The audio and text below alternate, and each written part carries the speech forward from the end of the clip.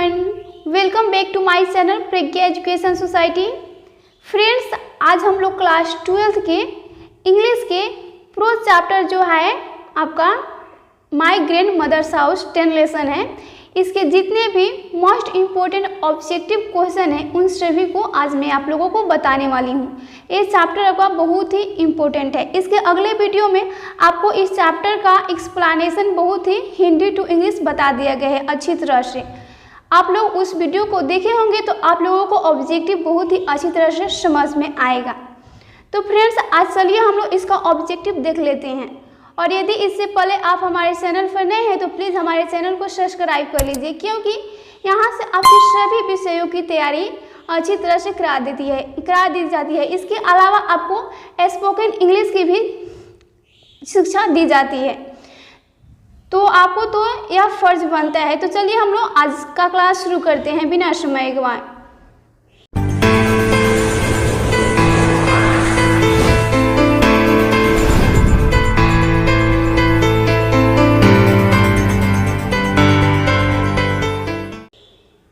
देखिए, my grand mother house यानी मेरी दादी माँ का घर। इसके जो पोइटेस है यानी लेखिका या कवित्री कहिए कि हुआ तो वो है कमला दास। और इन्हें बाद में जाकर ये इस्लाम धर्म अपना ली, जिसके कारण इन्हें कमला सुरैया के नाम से जाना जाता था। और ये माय ग्रैंड मदर्स हाउस अपने ऑटोबायोग्राफी यानी अपने आत्मकथा के बारे में बताई है। जब वे अपने चाइल्डहुड यानी बचपन के दौरान अपने दादी माँ यानी ग्रैंड मदर के साथ रहती थी अपने घर, तब के चित्रों का उन्होंने इसमें नैरेट किया है यानी वर्णन किया है। तो चलिए हम लोग इसका ऑब्जेक्टिव देखते हैं। देखिए, पहला ऑब्जेक्टिव है Kamala Das was born in. Kamala Das was born in यानी कमला दास का वर्ण यानी जन्म कब हुआ, तो इसका आंसर हो जाएगा ऑप्शन नंबर बी 1934 यानी 1934 ईस्वी में 1934। Option number B 1934, option number B right होगा। फिर अगला प्रश्न है which figure of speech has been used in my grandmother's house. Which figure of speech has been used in my grandmother's house, माने मेरी दादी माँ का घर जो स्पीच है इसमें कौन से चित्र का वर्णन किया गया है, तो शिमिल का यानी शिमिल का। उन्होंने कमला दास जिस तरह थी उसी तरह अपने कविता में वर्णन किया है, उससे बढ़ा चढ़ाकर अलग नहीं किया है, जो है उनके रियल है। तो इसका आंसर हो जाएगा ऑप्शन नंबर डी एसमिल यानी शिमिल। ऑप्शन नंबर डी शिमिल, इसका मतलब होता है ज्यों का त्यों। फिर अगला प्रश्न देखिए 3 नंबर है the speaker of my grandmother's house is proud of. The speaker of my grandmother's house is proud of यानी माई ग्रैंड मदर्स हाउस का जो स्पीकर है, वक्ता है, तो उन्हें गर्व है किस पर, तो इसका आंसर हो जाएगा ऑप्शन नंबर बी हर ग्रैंड मदर हाउस यानी उन्हें अपने दादी माँ के घर पर बहुत ही गर्व है। ऑप्शन नंबर बी राइट होगा, her grandmother's house, option number B. फिर अगला प्रश्न देखिए 4 नंबर क्वेश्चन है when did the speaker of my grandmother's house live with her grandmother. When did the speaker of my grandmother's house live with her grandmother, तो इसका answer हो जाएगा option number A during her childhood यानी जो speaker है my grand mother house का, वे कब अपने दादी माँ के साथ विथ माने के साथ रहती थी, तो ड्यूरिंग हर चाइल्डहुड यानी अपने बचपन के दौरान। ड्यूरिंग माने के दौरान, हर माने अपने, और चाइल्डहुड यानी अपना बचपन। Option number D A right होगा during her childhood. Option number A right हो जाएगा आपका ड्यूरिंग हर चाइल्डहुड। फिर अगला प्रश्न है my grandmother's house published in. My grandmother's house published in my grandmother's house का published यानी प्रकाशन कब किया गया, तो इसका आंसर हो जाएगा ऑप्शन नंबर सी 1965 यानी 1965 ईस्वी में माई ग्रैंड मदर्स हाउस का पब्लिश्ड किया गया। ऑप्शन नंबर सी राइट हो जाएगा, ऑप्शन नंबर सी। फिर अगला प्रश्न my grandmother's house is. My grandmother's house is मतलब यह मेरी दादी माँ का घर एक क्या है, तो इसका आंसर हो जाएगा ऑप्शन नंबर डी, यानी एक लैरिक है या एक प्रकार का गीत है, एक प्रगीत या गीत है, ये लैरिक। ऑप्शन नंबर डी होगा लैरिक। फिर अगला प्रश्न है, during her childhood the speaker of my grandmother's house lived with her, यानी अपने बचपन के दौरान जो माई ग्रैंड मदर हाउस का स्पीकर है, वक्ता है, वो किसके साथ लिव्ड यानी विथ हर, तो किसके साथ रहती थी? तो इसका आंसर हो जाएगा option number A, grandmother, यानी अपनी दादी माँ के साथ रहती थी। ऑप्शन नंबर ए राइट होगा, ग्रैंड मदर। फिर अगला प्रश्न है, my grandmother's house published in, my grandmother's house का पब्लिश्ड प्रकाशन किस में हुआ? मतलब 1965 में तो प्रकाशन हुआ, लेकिन किस में हुआ, कहाँ से हुआ? तो इसके आंसर हो जाएगा option number B, summer in Calcutta, summer in Calcutta से हुआ। ये उनका एक बुक है, इसी से उन्होंने लिया है my grandmother's house summer in Calcutta से, यह संग्रह है एक बुक का। फिर इसका आंसर हो जाएगा option number B, summer in Calcutta. फिर अगला प्रश्न है, who was composed the poem my grandmother house, who was composed the poem my grandmother's house, यानी माई ग्रैंड मदर हाउस की कंपोज यानी रचना किसने किया है, कौन किया है? तो इसका आंसर हो जाएगा option number A, Kamala Das. Option number A right होगा, कमला दास।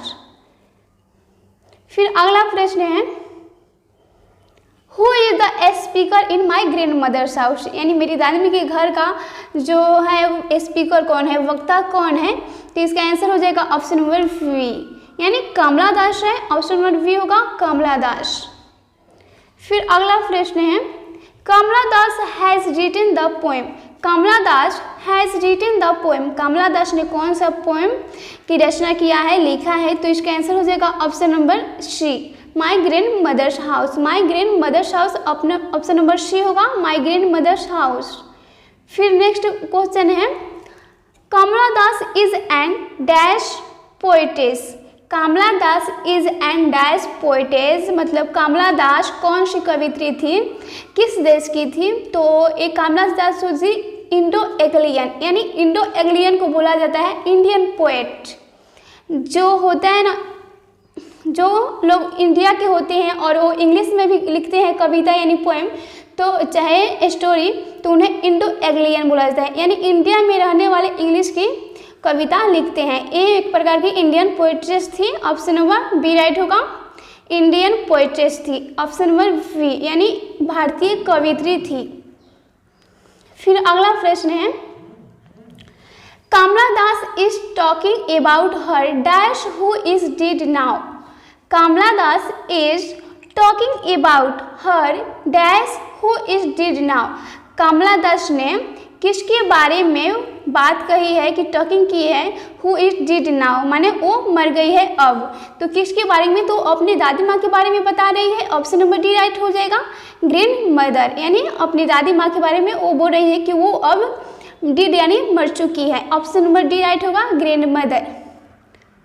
फिर अगला प्रश्न है, Kamala Das remembers the happy days spent in the sweet company of her, Kamala Das remembers the happy days spent in the sweet company of her, Kamala Das remembers यानी याद कर रही है, हैप्पी डेज यानी खुशी के वे दिन, जो स्वीट कंपनी ऑफ हर माने उनके साथ, किनके साथ? वे एकदम स्वीट कंपनी के साथ वह दिन बिताई थी, हैप्पी डेज बिताई थी। तो वे किसके साथ? हर पूछ रहे हैं, हु हर मतलब किसके साथ वे इतनी खुशी से अपने खुशी का फल याद कर रही है? तो इसका आंसर हो जाएगा ऑप्शन नंबर ओ, अपने चाइल्डहुड के दौरान यानी बचपन के दौरान बता रही, अपनी दादी माँ के साथ रह रही थी, तो वे बहुत ही खुशी से रह रही थी। ऑप्शन नंबर हो जाएगा option number A, grandmother, company of her grandmother. Option number A right होगा, grandmother. Kamala Das remembers the happy days spent in the sweet company of her grandmother, यानी जब कमला दास की दादी जी मर जाती है, फिर कमला दास का मैरिज हो जाता है, तो वो अपने हस्बैंड हाउस यानी अपने ससुराल में वो अपने बीते हुए पलों को अपनी दादी माँ के साथ जो पल बिताई है उसे याद कर रही है। ऑप्शन नंबर ए राइट हुआ, ग्रैंड मदर। फिर अगला प्रश्न है, she noticed A dash behind the door of the bedroom. She noticed A dash behind the door of the bedroom. Way notice यानी संकेत कर रही है, डोर यानी डोर, बिहाइंड द डोर यानी दरवाजे के पीछे जो बेडरूम है वहाँ पर क्या नोटिस कर रही है कि किसका महसूस उनका हो रहा है। तो वो जब गई थी अपने दादी माँ के घर कुछ दिनों के बाद, जब उनकी दादी माँ की मृत्यु हो गई थी, तो उनके जो घर था दादी माँ का उसके आसपास बहुत ही झाड़ियाँ जंगल उपज गए थे, उनके घर में सब स्नेक वगैरह आ गए थे। तो इसका आंसर हो जाएगा ऑप्शन नंबर सी। तो उन्होंने नोटिस किया कि वहाँ पर कोई डग यानी डग था, यानी उनके दरवाजे के पीछे यानी बिहाइंड मतलब था। ऑप्शन नंबर सी राइट होगा, डग। ऑप्शन नंबर सी डग, यानी she noticed a dog behind the door of the bedroom. Dog, option number C dog होगा। फिर अगला प्रश्न है, the house went into silence due to the death of the house went into silence due to the death of the. जब वे अपने house went यानी वो अपने घर में गई तो मृत्यु के कारण, किसकी मृत्यु के कारण, वह जो घर था एकदम साइलेंस यानी शांतिपूर्वक था। तो इसका आंसर हो जाएगा ऑप्शन नंबर ए, वुमेन, यानी उस औरत की, इसमें तो ग्रैंड मदर नहीं दिया है फिर भी वुमेन दिया है, तो वुमेन उस औरत की मृत्यु के कारण जो वो हाउस था एकदम साइलेंस पड़ा था। ड्यू टू यानी के कारण, तो उस औरत की मृत्यु के कारण वो जो घर था कमला दास के घर, तो वो साइलेंस पड़ा हुआ था वुमेन की यानी कमला दास की डेथ होने के कारण। तो ऑप्शन नंबर ए राइट होगा, वुमेन। फिर अगला प्रश्न है, my grandmother house is an dash poem by Kamala Das. My grandmother house is an dash poem by Kamala Das. तो इसका आंसर हो जाएगा option number B, autobiographical a poem है कमला दास का, यानी उन्होंने अपनी आत्मकथा के बारे में इसमें लिखा है, अपने जीवन के बारे में। ऑप्शन नंबर बी राइट होगा, ऑटोबायोग्राफिकल पोएम है कमला दास का। ऑप्शन नंबर बी राइट होगा, एन ऑटोबायोग्राफिकल। फिर अगला प्रश्न देखते हैं, the poetess in the grandmother's house backs at dash doors. The poetess in the grandmother's house backs at dash doors. The poetess, poetess यानी कवित्री, तो कवित्री है। द ग्रैंड मदर्स हाउस यानी मेरी दादी माँ का घर में, बेक्स एट डैश डोर्स यानी उनका किस तरह स्वागत होता है, डोर्स यानी दरवाजा पर। तो इसका आंसर हो जाएगा ऑप्शन नंबर सी, यानी स्ट्रेंजर्स यानी अजनबी। अजनबी इसका होता है मीनिंग स्ट्रेंजर्स, यानी अजनबी की तरह उन्हें बहुत दिनों के बाद जब गई थी अपने दादी माँ के घर, तो उन्हें अजनबियों की तरह डोर्स लग रहा है। ऑप्शन नंबर सी राइट होगा, स्ट्रेंजर। फिर अगला प्रश्न है, there is a house now far away where once I received love dash is from the poem. There is a house now far away where once I received love is dash is from the poem, मतलब ये जो line है यह किस poem से लिया गया है। तो इसका आंसर हो जाएगा option number C, my grandmother's house से लिया गया है a line. Option number C right होगा, माई ग्रैंड मदर हाउस। फिर नेक्स्ट प्रश्न है, behind my bedrooms do like a brooding is written by. Behind my bedrooms do like a brooding is written by, मतलब ये कविता किसके द्वारा लिखी गई है, तो किसने लिखा है। तो इसका आंसर हो जाएगा ऑप्शन नंबर बी, कमला दास ने लिखा है। ऑप्शन नंबर बी राइट होगा, कमला दास।